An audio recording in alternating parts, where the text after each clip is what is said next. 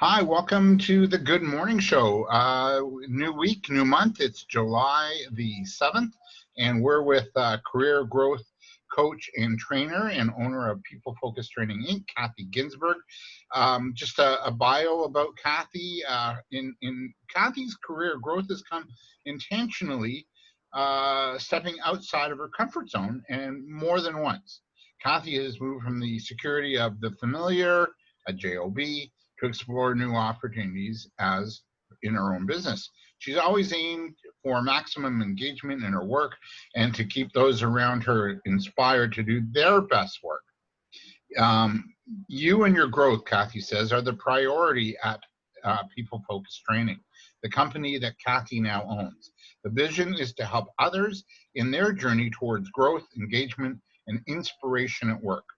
One of the big areas that Cathy delves into is overcoming your fear for your best career move. And growth for Cathy is taking on challenges, looking for new opportunities to learn, and ultimately then helping other people develop and grow as well. For many years, Cathy loves the art of public speaking to both groups, large and small, and face-to-face and online now. But early in her career, the whole idea of standing up in front of a group and speaking filled her with dread, but she overcame that fear by growing. She gradually developed the skills, the mindset, and confidence to speak, and now helps many people overcome their fear and gain confidence to go after their next career move, to go for that promotion, or switch career paths. And she's all about engagement in your work and in what you do. So welcome, Cathy. Nice to see you.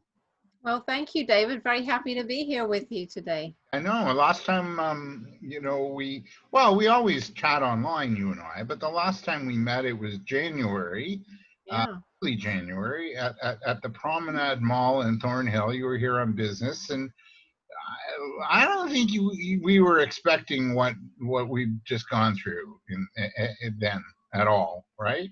No, absolutely. I think what happened to us in March with COVID-19, it took us all by surprise, and even the depth and the breadth of the changes that have happened, I don't think any of us were expecting. I mean, when I heard people were starting to work from home, colleagues that I had worked with in the past are working from home, and I work from home anyway because it wasn't a change for me, but I'm like, oh, they'll be back in the office in 2 weeks or maybe a month or, Yeah. here we are, 4 months later, and it's a new world. It is a new world. Yeah. And so I want to talk about career and work because it has shifted and it has changed. And you talk a lot about engagement in our work and in our jobs, but how do we access engagement when we are working at home remotely and by ourselves, and maybe with little kids that are pulling on us? So how do we get engagement to happen when we are working remotely? Yeah, and that's very hard, I think, and it's different for every single person. And I've talked to a lot of people about it over the last few months, and I think honestly, everybody has their own challenges. And for some people, it's having those small children around, and there are people, especially mothers, who I've heard from who've simply had to go on leave from work, take the leave of absence because they couldn't cope. It's too much. If you've got young children and they can't go out, they can't go play with their friends, and they can't go to school or daycare or anything. So very often, I'm not saying the fathers haven't, in some cases it's been the fathers as well, but it's been more the women who've kind of taken that on and said, okay, well, my career is going to have to go on hold for a bit because my children need me. So that's one thing that people have done. The other solution is, has been kind of trying to manage around the children. And, I can only imagine how challenging that would be. I'm fortunate my children are all adults, but I can just imagine being home with them. And I did stay home with them for several years, and I ran a business actually when my children were young. So I did work around them somewhat, but I was never able to be as productive as I would if they were all out, at school all day and then came back. So that's definitely had an impact for parents of school-age children. That would be a big one.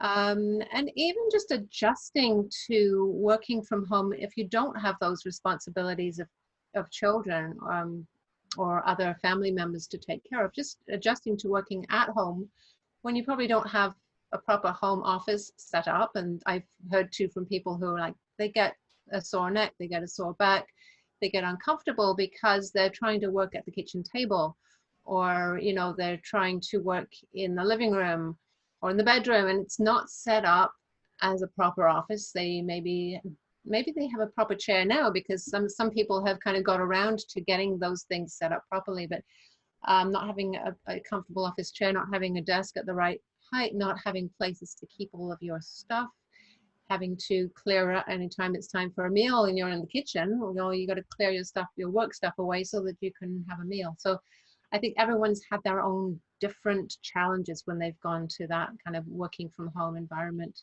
Are they still engaged though, with the work they do and the Yeah, people they work with? Or I think because of, obviously, Zoom has been a huge benefit. Zoom and all of the other platforms, WebEx, GoToMeeting, I don't even know all the names of all of them now, but one I that's been a help. I mean, I've heard, you know, people have had regular get-togethers, maybe more frequent meetings, which there's good and bad there, staying in touch with each other, but maybe a little too much of that for some people. Because if you're in meetings all the time, when do you actually get your work done, right? So that may have been a challenge for some people. Depends though. Some people are very dedicated, and not dedicated, maybe that's the wrong word, maybe very, maybe disciplined is the right word. Maybe some people have an internal self-discipline where, okay, if I'm supposed to be starting work at 9, I'm going to be at my office, my home office desk at 9, and I'm going to work through till lunch, and then I'm going to take a lunch, and I'm going to work till 5. Some people seem to have that almost as a natural ability, whereas other people don't. And those people that don't have had to find ways to learn it so that they can be engaged. For me, I know people sometimes, for myself especially, I need to get break. I cannot sit at my desk all day long. I have to get up and have a break. I have to get up and stretch. I'll go out for a short walk. I will have lunch away from my desk. I'll grab a coffee away from my desk, because sitting at my desk all day is just not the way I operate. And I didn't do that when I worked in an office either. When I worked with other people in the office, I was one of those people whose mantra was managing by walking around. And I know, David, you're probably familiar with that term from one of the management gurus way back in the 80s, I think it was. But I managed an office, and I would literally get up and walk around and talk to everybody every day, not usually first thing in the morning, not always, but usually make sure I did the rounds, talk to people, find out what's going on in their lives, just staying in touch with people. So managing by walking around came very naturally to me in the office space, but it's harder when you're working at home. So somebody who's like that and they're working at home, they can't get up and wander around. They're probably going to want to get up and walk around and keep their mind active by keeping their body active, maybe building a little yoga into their routine or something like that. But then touching base with their colleagues by email, direct messaging, or, you know, things like Slack, which is another thing that a lot of people have been using to stay engaged with each other, like that type of thing, while they've been away from the office. So all of those things, right? Yeah, they all help, and you're right. I used to have meetings at work with clients, coaching sessions, right? Because I was running an entrepreneur program in my last position with the city of Toronto. And I was, if it was a nice day, I'd say, you want to sit outside? Like, because we had an office, and the office was fine. We had these little cubicles we could meet in, or I could book a meeting room or something. But if it was a nice day like today, I'd say, let's go sit outside. Let's grab a water, you know, and sit outside. And we did our coaching sessions. You know what? They were just as effective there than they would have been inside. So, yeah. Mm-hmm. With our work changing, and some of us maybe not working right now, are you seeing a mind shift happening in terms of, you know what, I don't know if I want to go back to my job. I don't know if I want to risk my health going back and, you know, into work.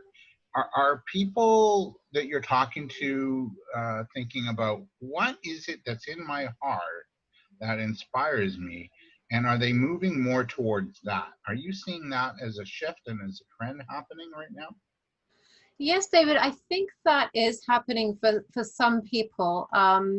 This time has really caused a lot of people to start reflecting on what's important to them in their life, because I think in some ways we've seen how fragile that life can be.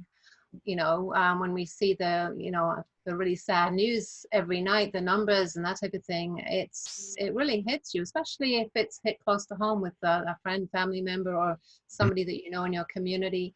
Yeah. So I think that type of thing could cause people to reevaluate their priorities. I remember seeing one story early on about, and I don't remember what job he'd had before, but a younger man. He was not able to keep working in the job he'd had. He went out and got a job at a grocery store because he wanted to help out, not because it was a job that he'd always wanted to do, stocking shelves, but because he saw it as a way to contribute, to help out in this time, because we found out that grocery store workers are essential workers. We had taken them for granted before, right? Yeah. Totally. No. And so there's that piece as well.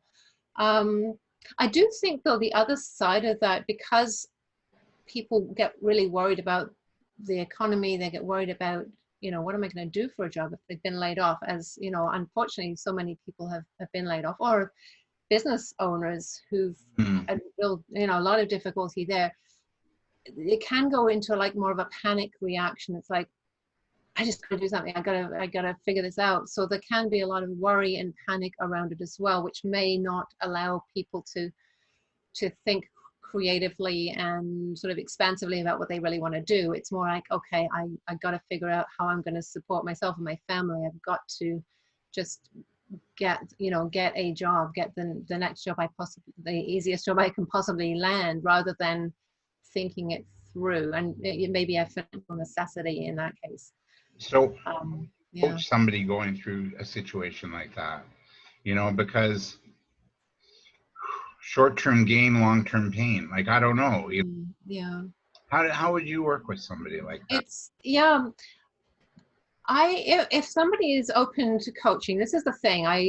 If somebody's open to coaching, then they are going to have an open mind. They will listen. Not everybody wants that. Some people are not going to be open to it. Mm-hmm. So I would never. I don't try to force coaching on anybody. But if somebody came to me and said, "Look, I'm trying to decide, should I get this job as a delivery driver," let's say, because a delivery driver is one of those jobs that's available right now. Yeah.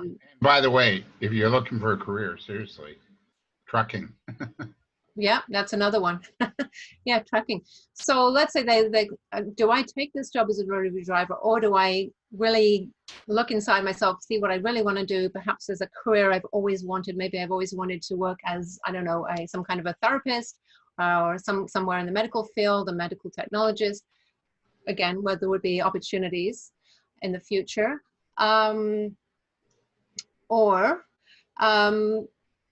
Is there something else I should do? I would suggest start with thinking it through. Do some evaluation of what your values are, what your interests are, what your needs are. And if you work with a career coach, such as myself, or a career counselor, and some of these services are provided through, and we're in Ontario here, so Employment Ontario centers do sometimes provide this kind of career exploration services to people, or workshops and that type of thing. But working with a career coach as well can be helpful. We would explore through various assessments and discussions what direction would be the right direction for that individual person to go in. And it's a very personal thing. Yeah. And it also, as well as the person themselves, what their interests, their needs, their expertise, etc., but also the market, the job market. It never makes sense to start going, preparing for a job that's not going to be there in a year from now. So finding out what the industries are, where there is growth, what the occupations are, where there's projected growth in the future. The last thing you would want to do is spend a lot of time in your life preparing for a new career that's not going to be in demand. So that's another piece too that a career counselor can help you with, or a career coach can help you with. So, so it really behooves you, or it makes sense to take your time. Don't just out of panic, um, take the first thing that comes along, but be a bit more practical, pragmatic in your approach, and then develop a new game plan based on what I heard you just say, based on your needs assessment, maybe your personality style, what you're suited for, and then also to look at the kinds of careers that are going to be there, long term, not disappearing like some of them actually have, right?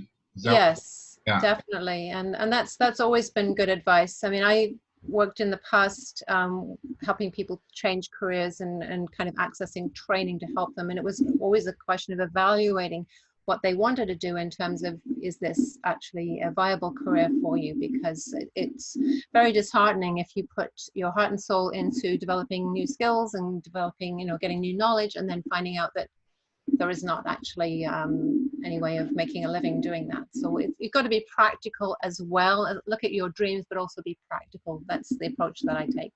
Yeah, I like that. And I think, yeah, a nice blend of practicality and being, heart-centered or dream-focused is a really nice mix. Mm-hmm. Careers that they're not going to be here in a year. What are you seeing, Cathy, in your work in terms of some new careers that we might want to look at down the road? For me, we touched on it just before we went to air here today, and that is, we've done a little finessing with our home office. So I think, we talked about it, home office decorators and people to come do that might be a good career. Technology, of course, helping people get up to speed with technology. What are you hearing in terms of new work opportunities that are available and that are going to be in demand moving forward? Yeah, well, definitely. You mentioned technology. I mean, if we look at the huge growth in the use of video conferencing platforms, I don't think that's going to go away. I think people are starting to become really comfortable with it, and there's been some really good online events that have been happening, and I think people are starting to say, oh, okay, so there may be a lot more of that. So things around making those video conferences more fun, more entertaining, and also more user-friendly in terms of being able to meet with smaller groups and larger groups and that type of thing. I mean, events are going to go online, so that would be part of it. We mentioned things like transportation, delivery drivers, and that sort of thing. I think those are careers that will continue to be good careers to go into, anything in transport and delivery, because online shopping is here to stay. So anything to do with online stores, the online retail experience. Green careers as well. Now, this was a trend before COVID, but green careers, because there is continuing to be a lot of interest in improving the environment. So it could be around things like alternative energy. It could be around more sustainability, biodegradable packaging, those kinds of things.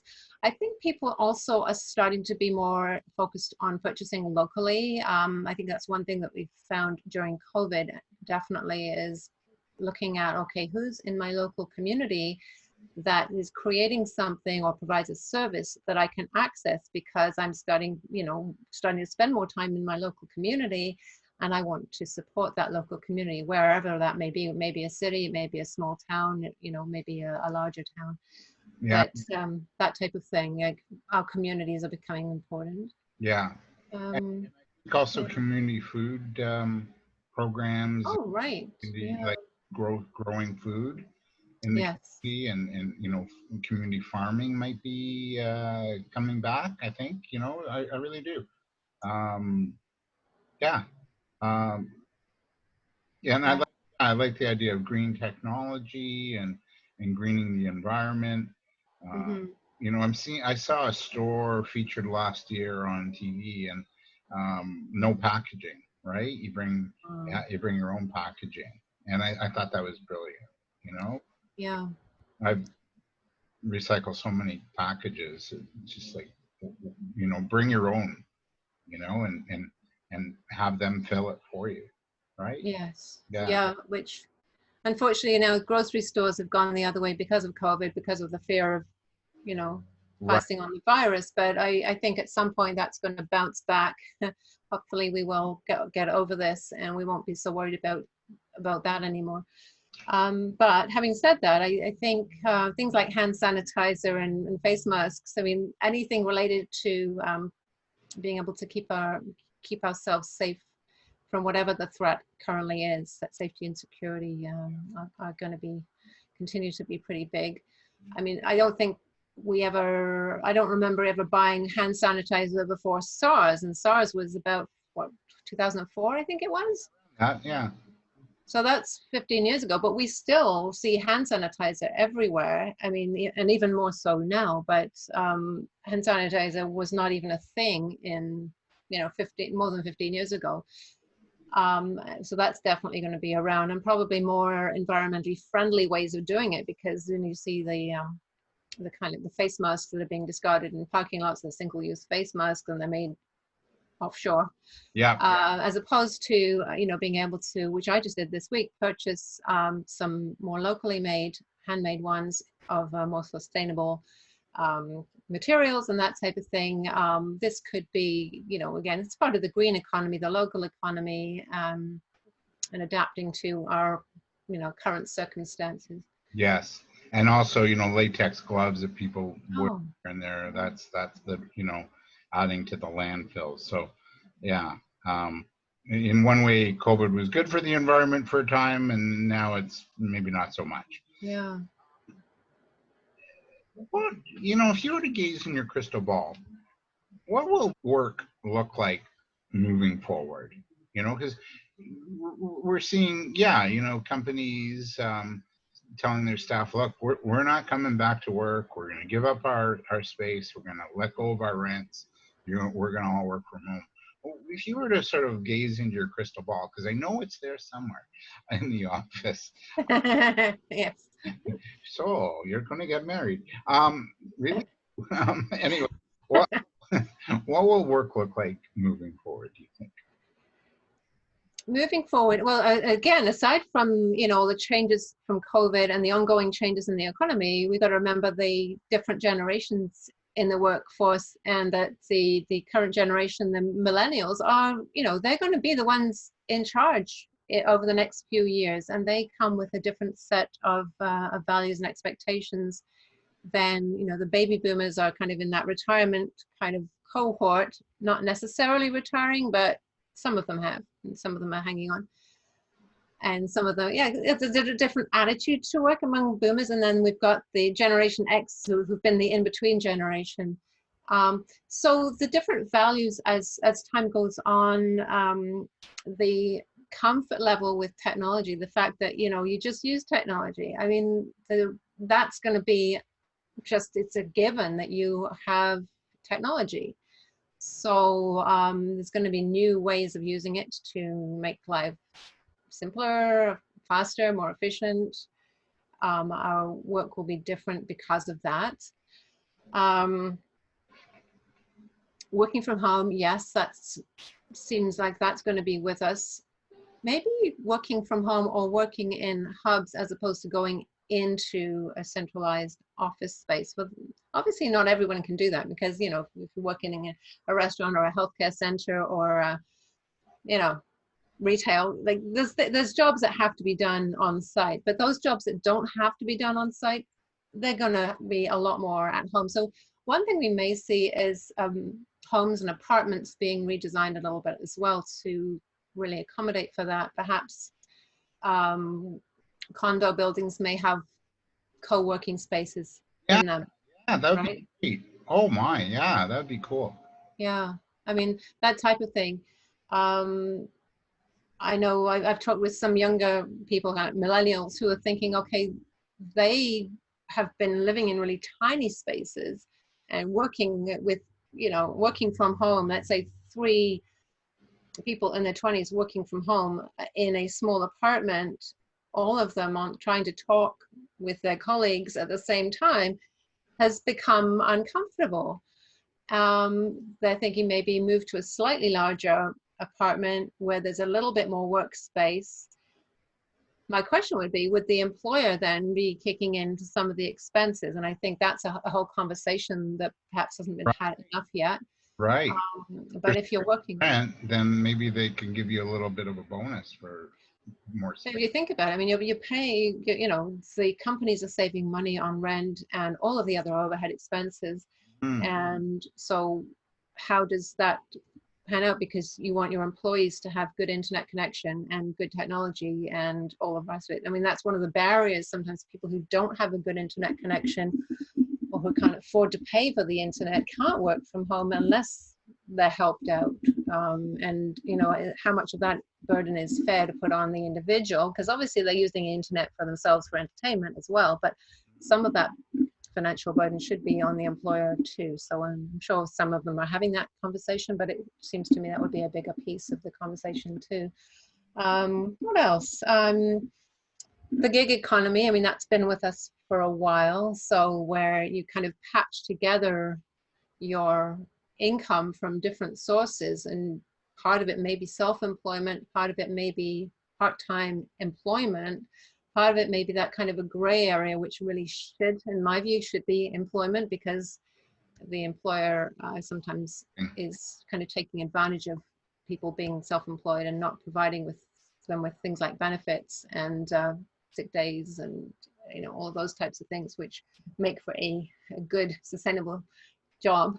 And so those things are, you know, things that I would like to see kind of taken care of a little better, because the gig economy is definitely here to stay. And I don't think it's fair that people are working long hours and having to provide their own tools and equipment, and yet, to all intents and purposes, they are being controlled by their contractor, who is really their employer. But you know, I think there's such a gray area there right now, and I think that's something that hopefully could get looked at and kind of sorted out a little bit to be better for the people who are working so hard in those, you know, those gig type positions. Now, if you're, if you're a hands-on manager, maybe a little too hands-on, how do you manage your staff if they're all working from home? Because you really have to shift your overall approach and your mindset a lot, and trust has to be, and you have to trust your employees rather than sort of micromanage. Now you have to manage differently. So how is management needing to make a shift in these things too? Yeah, this is, again, like there's two kind of ends to this. There's the one piece where people are really comfortable with it because they do trust their employees and their employees trust the managers, and somehow the work gets done really well because there is that feeling of trust. There has to be a lot of communication there. There has to be communication about expectations and performance, and, you know, addressing performance issues if they're, you know, if performance is not up to scratch, or quality, or whatever it is that needs to be measured, needs to happen. But when there is, you know, when you've got competent staff and good managers, it can happen really well. But there are some managers who are not as confident that their staff are going to do the work if they're not constantly watched. So what can happen sometimes is, you know, an insistence on constant reporting on what they've been doing, like lots and lots of detail about the tasks they've accomplished each and every day, or kind of more of like a hovering over people. The other piece, though, is sometimes companies also have put in place technology that kind of watches the workers, watches the team members, and that's a whole other piece where that's the company policy is you're gonna, you know, your keystrokes are going to be measured, and, you know, your phone is going to be tracked as to where you actually are, and those kind of almost like the big brother thing.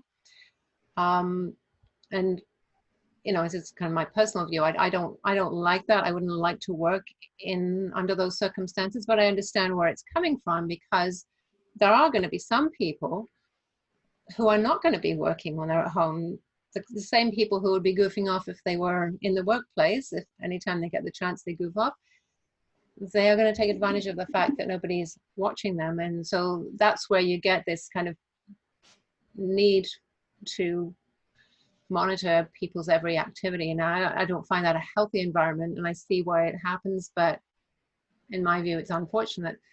Again, we've got to be realistic. I mean, there are a lot of people who, really love their work and are very engaged in their work, and they've got great managers who keep them engaged, keep them motivated, and keep them on task as well.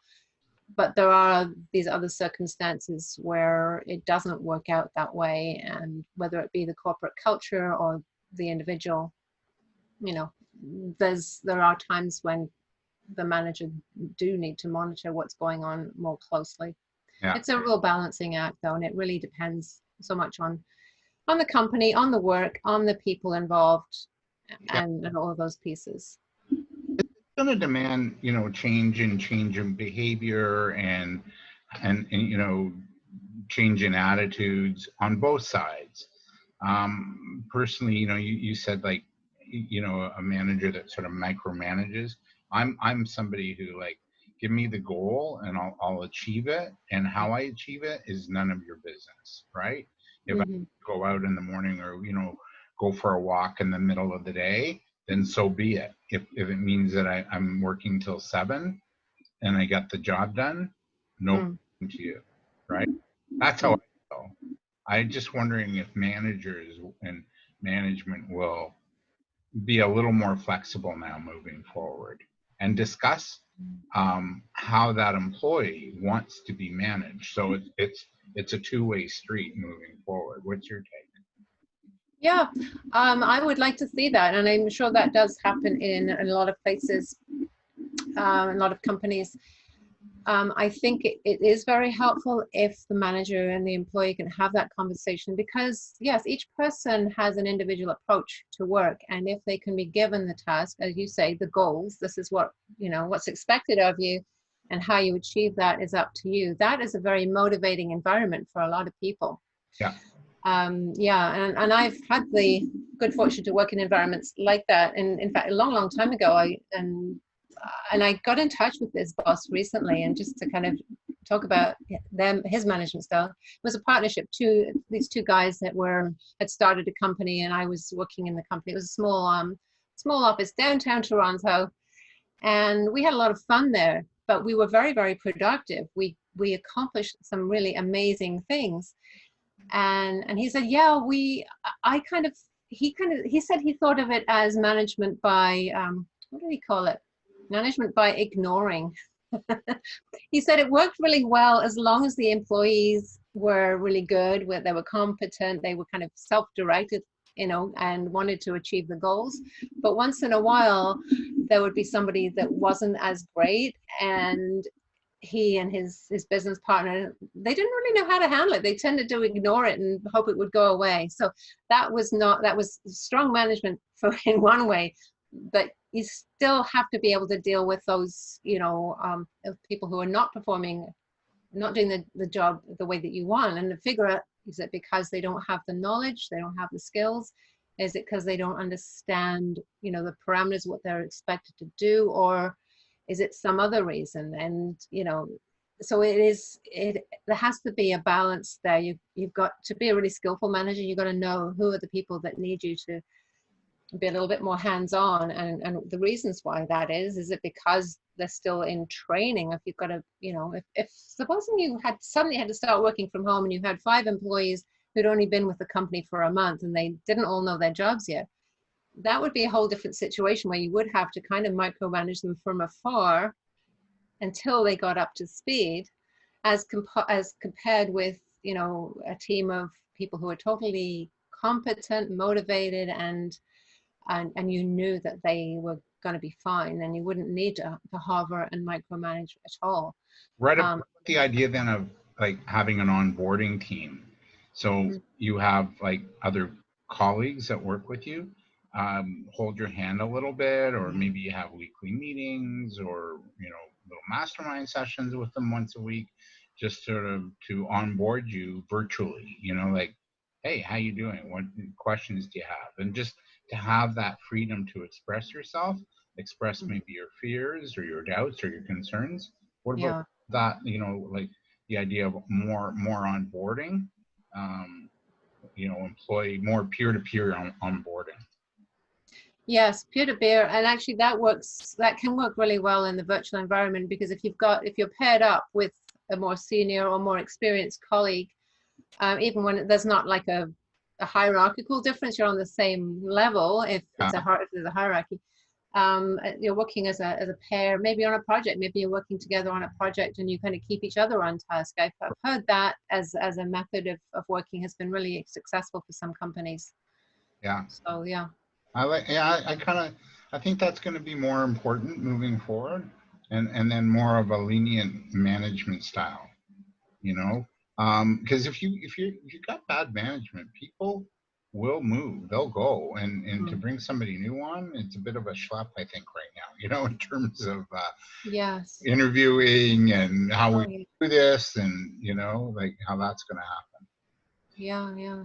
Or I'm almost kind of out of time, but I want to just address a couple of key things with you, Cathy. Mhm. For somebody looking for that new gig or a job, um, a couple of things they have to keep in mind. One is presenting well online now. And yeah, so let's just take that on, and then I got another question. Okay. Yeah. What are some tips for presenting well online?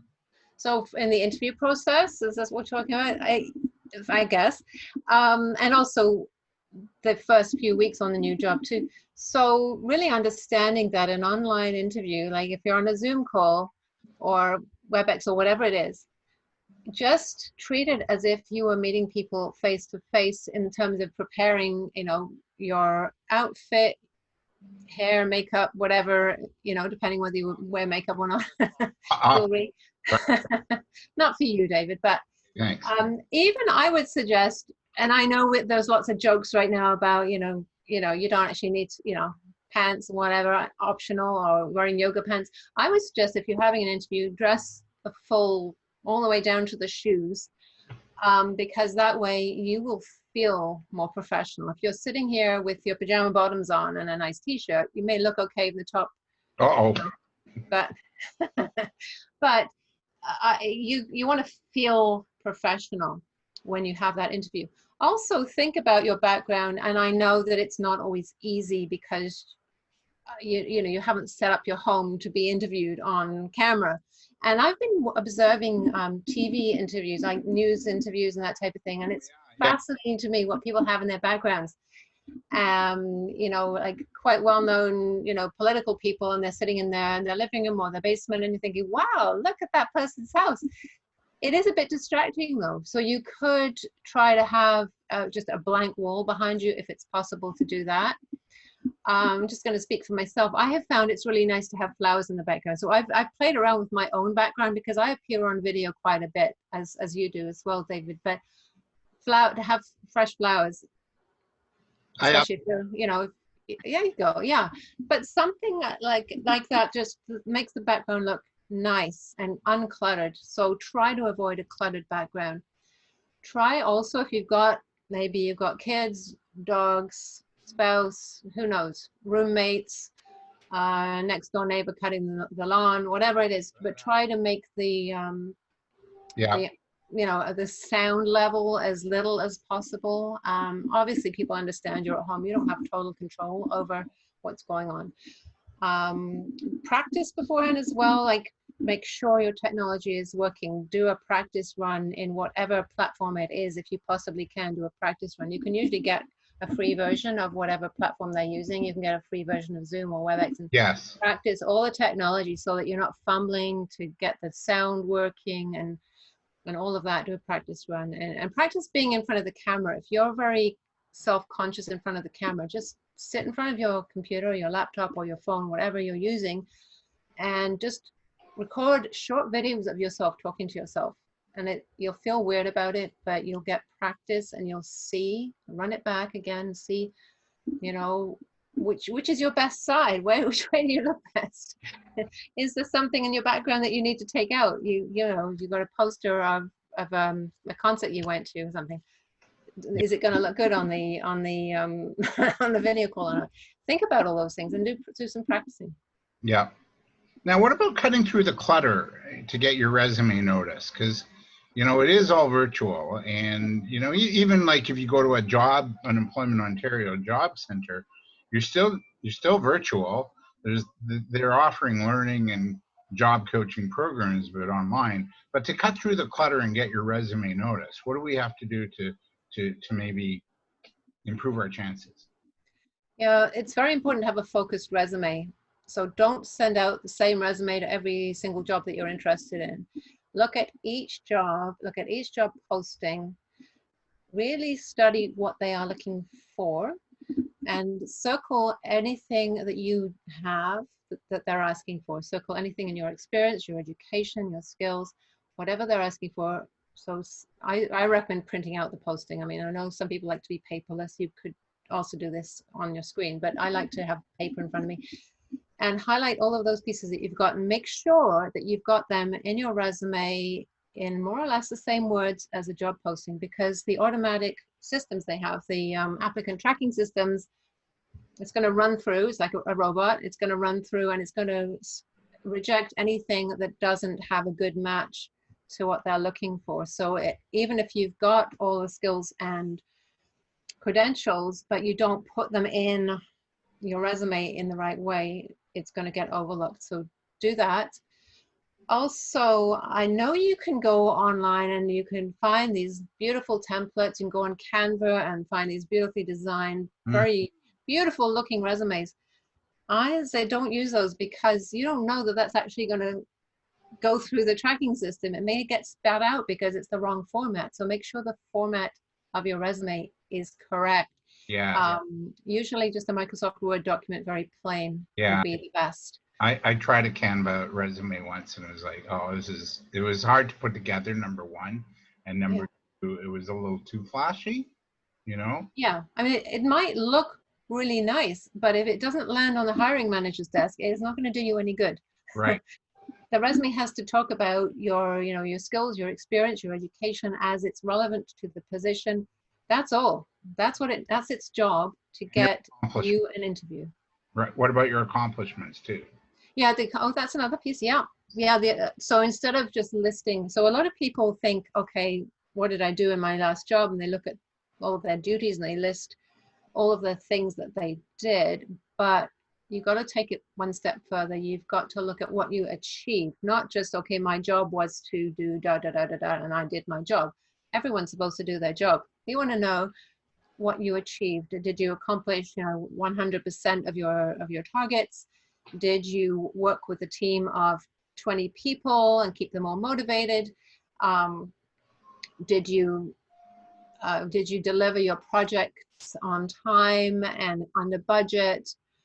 110% of the time. Like, what did you do that's measurable and that is actually an accomplishment that's a little bit above and beyond your job description? So yes, accomplishments are really important. And if you work with a career counselor or a career coach, they can help you to really craft that resume with the right words that will help it to get noticed, and it'll be worthwhile. And especially if you've got gaps in your work history, this is if you've got a very logical career path and the next job you're applying for is like very logical next step, writing your resume is going to be somewhat easier than somebody that's got gaps in their work history, that have maybe done a few different types of jobs, that are not directly step by step leading up to this position. So that again is a time when you're probably going to need a lot more help with your resume to craft a really effective functional resume. Yeah. So that's something else to be aware of. And the last question is, I still feel the best way to get your job is to build relationships. So any building relationship tips to get the gig you want? Because I know whenever I get a job, it's because the relationship has already been formed. So a lot of the time that is so true. Yeah. And building your network. One thing is to be active on LinkedIn. If you're looking for work and you're not on LinkedIn yet, you should be. So find out how to create a good profile and start connecting with people on LinkedIn. Mm-hmm. Also, making one-on-one connections with people that you know, and have conversations. Obviously, right now we can't do the face-to-face coffee meetings and lunch meetings and that type of thing, but book some virtual coffee meetings with people in your network. Let them know that you're, in the process of either looking for work or considering a career change. And there are really 3 different types of meetings you could have. One of them is asking for feedback on, if they've worked with you in the past, what do they see as your strengths? Mm-hmm. What do they see as areas that maybe you need to bolster up in your work history or your resume or anything like that? So getting some feedback from people. Another one is an information interview where they already work in the field or the company that you'd like to work in, and you can get some information about prospects. What's the best way of getting a foot in the door? Do they know of anything that may be coming up in the near future? Perhaps they know someone who's about to move on and that position may be coming open. This is kind of getting the inside track on what's going on. And the other one is simply asking for referrals, asking people to open up their network to you. And this one, you have to have a really strong trust relationship, because your people are putting a bit of a risk there of opening up their and introducing you to people in their network. So this would be for where you've already got a very high level of trust with that person. And so those are kind of the 3 different types of conversations you might have. I love that. And you're right. When you do ask for referral, it's also that person's reputation is on the line, because if you go in and you don't do well, it's going to come back to them. Yeah. This is great. I'm glad we had this conversation. I think it's really important. And you're working on a program. So do you want to, shameless self-promotion time? Do you want to share? Yeah, absolutely. Well, first off, on my website, I have a career growth checklist, which is available free. And this is to kind of get you really thinking about your career growth, where you want to go, and whether it's a good time to move or not, and also looking at what you bring to the table. And then in addition to that, I'm actually going to be launching this very soon, a course to grow your career. And I'm still coming up with a catchy name for it, but it's something like How to Grow Your Career. And this will be a 5-part course, online course, totally self-paced, where you will look at the decision making that you need to do. What do you want to do next in your career? What are the reasons you want to make a change, and what would that change be? How to uncover opportunities, how to market yourself, so your resume, your LinkedIn profile, etc. How to interview successfully, and how to land the job, how to negotiate the best working conditions and compensation for yourself, and also how to succeed in the role. The first 90 days in any job are really key. So we talk a little bit about how to make a great impression, how to really get started the first 90 days on the new job. So that's the course. It'll be available very soon. So yes, check my website. It will be up there. It's not up there yet, but it will be on there very soon. Connect with me on LinkedIn as well. That's a good way to kind of stay in touch with what I'm doing as well. I'm very active on LinkedIn. Yeah, and peoplefocustraining.ca, and you can get a free strategy session. Yes, that's another thing. You can get a free strategy session. I've got a lot of stuff going on that's free of charge right now. So just take advantage of that, because I'm always happy to speak with people. There's no obligation. If you talk to me on the phone, I mean, we'll book a call. We'll just talk about what your needs are. There is no obligation. I'm not going to be, demanding that you sign up with me. Well, and I'm that's just happy to talk with people right now. Here's your growth checklist. Download the free PDF. Yes. So that's great. Yeah, wow, what a joy having you. And you and I have had a kind of a similar past. We probably crossed paths working with job skills. I was a business coach there, and I think you were too. And yes, so it's a small world. And then you took the plunge and you moved out to East Ontario, Brighton, Cobourg, that area, and you're happy with that move and getting out of the city? Oh yes, very happy. I mean, I enjoyed where I lived before, but I was ready for change, ready to get away for a little bit from the hustle and bustle. And The joy is now being able to run a business from home. It actually doesn't matter where you're located, I especially now. Especially now, it doesn't matter, but it really doesn't matter. You can work from anywhere in the world. yeah, and, All of my work is virtual. yeah, and if you're gonna locate somewhere nice. Yeah. Inspires you, right? And it's so beautiful. Yes. You know, like I know I spoke at a conference back in October in Coburg, and Yeah. I got there early that day, and I sat by the lake, and I brought a book, and I went, you know, I can't really do this in Toronto, you know. No. And the lake was like 10 minutes from where the hotel and the conference center, and it was just so pretty, you know, and Yeah. it's a nicer lifestyle.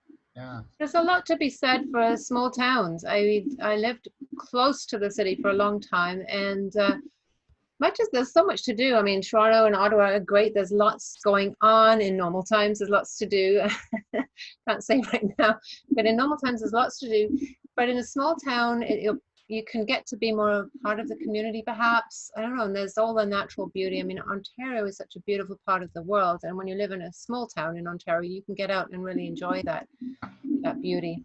Your So area too. I mean, you know, Picton not being too far away. I mean, there's wineries and outdoor theater and jazz fest normally. You know, so yeah, yeah, you're 2.5 hours from Ottawa, an hour and a half from Toronto at best, and yeah, mhm. it's all you're surrounded. Yeah, Yes. beautiful. I so appreciate this. I appreciate you and our friendship, and thank you for being a guest today. Well, thank you, David, very much. I really enjoyed chatting with you too. Great to see you on screen. One of these days we'll see each other face to face again. Please God, that'd be beautiful. Yeah. For you tuning in, thank you. We'll be back next week, and we're going to look at if you're an empath, how do you manage that? Because the energy is pretty intense sometimes, and you need to manage your mood and your spirits. And we're going to look at that with Cathy Bell next week on the Good Morning Show. See you then.